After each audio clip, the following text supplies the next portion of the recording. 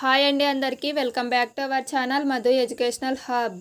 Friends, ఈ వీడియోలో AP TET and డిఎస్సికి సంబంధించి సైకాలజీలో మోస్ట్ ఇంపార్టెంట్ టాపిక్ అయినటువంటి అభ్యసన వక్రరేఖల గురించి డిస్కస్ చేద్దాం. వీటికి సంబంధించి ప్రజెంట్ జరుగుతూ ఉన్నటువంటి టెట్లో కూడా బిట్స్ అయితే వస్తూ ఉన్నాయండి. సో వీటికి సంబంధించిన పూర్తి ఇన్ఫర్మేషన్ అనేది ఇందులో సింపుల్గా గుర్తు పెట్టుకునేలాగా చెప్తాను. సో వీడియోని ఎండ్ వరకు చూడండి. వీడియో కనుక మీకు నచ్చినట్లయితే తప్పకుండా లైక్ చేయండి, షేర్ చేయండి, సబ్స్క్రైబ్ చేయండి. ఫస్ట్ మనము అభ్యసన వక్రరేఖలు అంటే ఏమిటో తెలుసుకుందాము.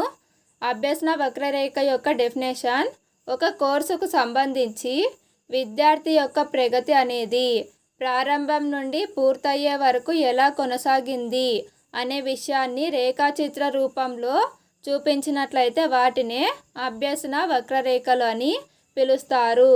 సో ఏదైనా ఒక కోర్సుకు సంబంధించి విద్యార్థి యొక్క ప్రగతి స్టార్టింగ్ నుంచి ఎండింగ్ వరకు ఎలా కొనసాగింది అని చెప్పేదే అభ్యసన వక్రరేఖలు. ఈ అభ్యసన వక్రరేఖలు అనేవి అభ్యసన యొక్క పురోగతిని సూచిస్తాయి.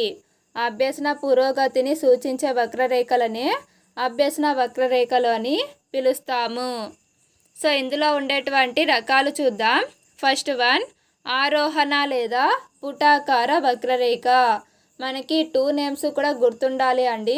అక్కడ ఆరోహణ, కుంభాకార, అవరోహణ ఇటువంటివి కూడా ఇస్తారు. సో ఒక్కొక్క దానికి 2 నేమ్స్ లేదా ఇలా ఉన్నప్పుడు మనము 2 నేమ్స్ కూడా గుర్తుపెట్టుకోవాలి. సో ఆరోహణ వక్రరేఖ లేదా పుటాకార వక్రరేఖ అంటే అభ్యసించే విషయం కొత్తది మరియు క్లిష్టమైనది అయినప్పుడు అభ్యసన వక్రరేఖ అనేది పుటాకారంగా ఉంటుంది. సో మనం ఏదైనా విషయాన్ని కొత్తగా నేర్చుకుంటూ ఉన్నట్లయితే అప్పుడు ఏర్పడేటువంటి వక్రరేఖనే పుటాకార వక్రరేఖ అని పిలుస్తాము. ఇక్కడ ప్రయత్నాల సంఖ్య పెరిగే కొలది ఒప్పుల సంఖ్య కూడా పెరుగుతుంది. సో మనకి ఏదైతే టఫ్ అనిపిస్తుందో దాన్ని నేర్చుకోవడానికి ఎక్కువగా ట్రై చేస్తాము, అంటే ఎక్కువగా ప్రయత్నిస్తాము. సో ఆ విధంగా ప్రయత్నాల సంఖ్య పెరిగినట్లయితే ఒప్పుల సంఖ్య కూడా పెరుగుతుంది. నెక్స్ట్, అభ్యసనం అనేది మొదట నెమ్మదిగా జరుగుతుందండి. ఎందుకు అంటే ఇక్కడ మనకు తెలియని విషయాన్ని నేర్చుకుంటాము.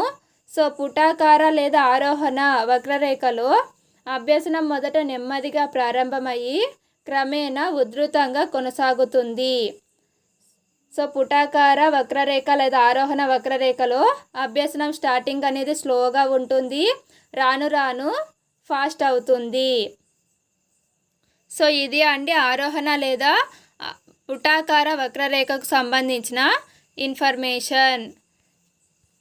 నెక్స్ట్ వన్, అవరోహణ లేదా కుంభాకార అభ్యసన వక్రరేఖ. ఇక్కడ అభ్యసించే విషయాలు సులభమైనవి. అభ్యసించే విషయాలు సులభమైనవి అయినప్పుడు లేదా అభ్యసించే విషయాలు పాతవి అయినప్పుడు ఏర్పడేటువంటి వక్రరేఖ కుంభాకారంగా ఉంటుంది. సో అందుకనే దీనిని అవరోహణ లేదా కుంభాకార వక్రరేఖ అని పిలుస్తాము.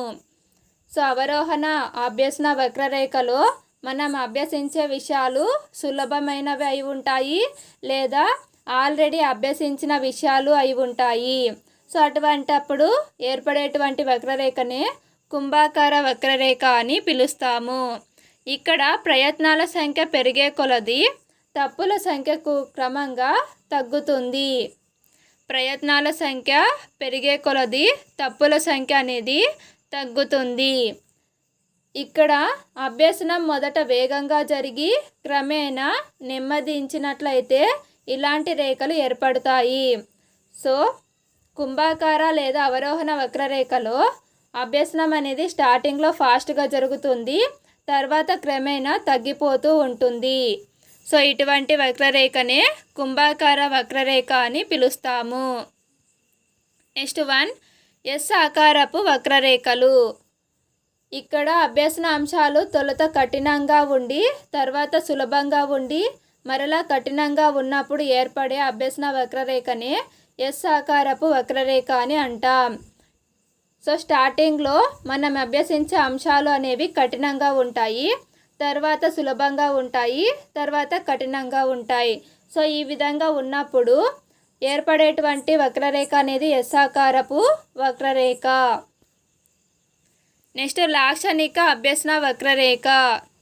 ఈ వక్రరేఖలోని ముఖ్యాంశాలు జీవిలో అభ్యసన వేగం ఎలా జరుగుతుంది అని తెలియచేస్తాయి. జీవిలో అభ్యసన వేగం ఎలా జరుగుతుంది అని తెలియచేసేటువంటి వక్రరేఖ లాక్షణిక అభ్యసన వక్రరేఖ. అభ్యసనం అనేది అన్ని సమయాలలో కూడా ఒకే విధంగా జరగదు, ఇందులో హెచ్చు తగ్గులు అనేవి ఉంటాయి. సో లాక్షణిక అభ్యసన వక్రరేఖలో అభ్యసించే అంశాలకు సంబంధించి హెచ్చు తగ్గులు అనేవి ఉంటాయి. నెక్స్ట్ ఈ లాక్షణిక అభ్యసన వక్రరేఖ లక్షణాలు అయితే మనకు గుర్తుండాలండి. ఎందుకంటే దీనికి సంబంధించే ఎక్కువగా క్వశ్చన్స్ అయితే వస్తాయి.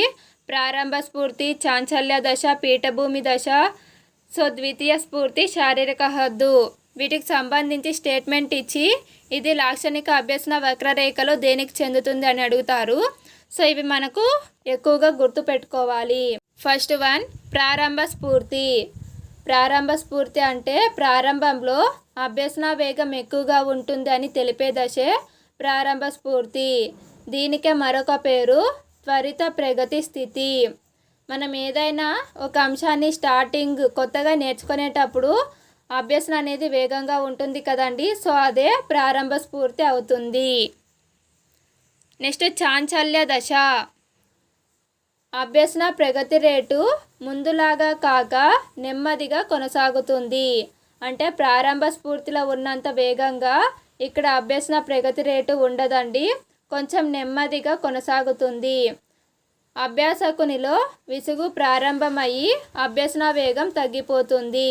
సో చాంచల్య దశలో అభ్యసన వేగం అనేది తగ్గిపోతుంది. నెక్స్ట్ పీఠభూమి దశ. అభ్యసనంలో క్లిష్టత ఎక్కువయ్యి ప్రగతి ఏమాత్రం కనిపించని దశనే పీఠభూమి దశ అని పిలుస్తారు. ఇది వెరీ వెరీ ఇంపార్టెంట్ అండి, దీనిపైనే మనకి ఎక్కువగా బిట్స్ వస్తాయి. సో మనం అభ్యసించే అంశాలకు సంబంధించి క్లిష్టత పెరిగినట్లయితే ప్రగతి అనేది మనకు కనిపించదు. సో ఇది అభ్యసనం ఆగిపోయినట్లు అనిపించేటువంటి దశ. ఇక్కడ అభ్యసనం అనేది తాత్కాలికంగా మాత్రమే ఆగిపోతుంది. సో అభ్యసనం అనేది తాత్కాలికంగా ఆగిపోయే దశ ఏది అంటే పీఠభూమి దశ.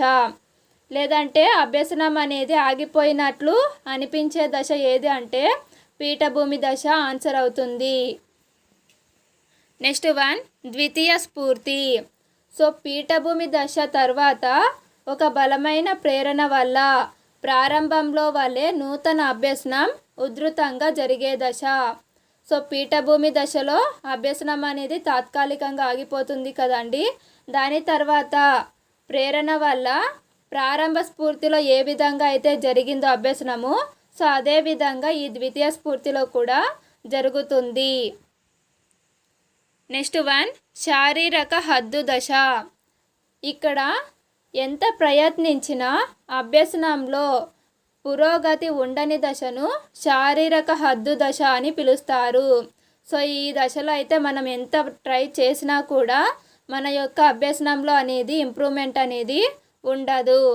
ఏ అంశాన్నైనా వ్యక్తి తన వయసుకు తగ్గట్టు మానసిక పరిపక్వతకు తగిన స్థాయి వరకు మాత్రమే నేర్చుకోగలడు అని తెలిపే దశ శారీరక హద్దు దశ.